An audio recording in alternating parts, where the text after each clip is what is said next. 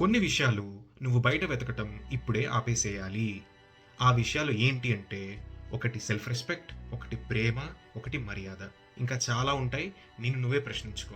నువ్వు ఏవైతే బయట వెతుకుతున్నావో అవన్నీ నీలోనే ఉన్నాయి. నీలోనే వెతకడం స్టార్ట్ చెయ్యి. ఎప్పుడైతే నువ్వు బయట అని వెళ్తావో, నువ్వు ఎక్స్‌పెక్టేషన్స్, ఫ్యాంటసీస్‌ని పెంచుకోవడం స్టార్ట్ చేస్తావు.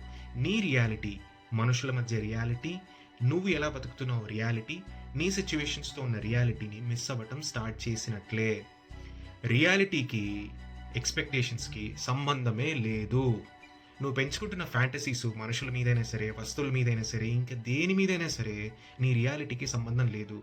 నీ రియాలిటీకి, ఎక్స్‌పెక్టేషన్స్‌కి తేడా తెలియాలి అంటే, నీలో అవేర్‌నెస్ పెరగాలి. అవేర్‌నెస్ అంటే ఏంటి?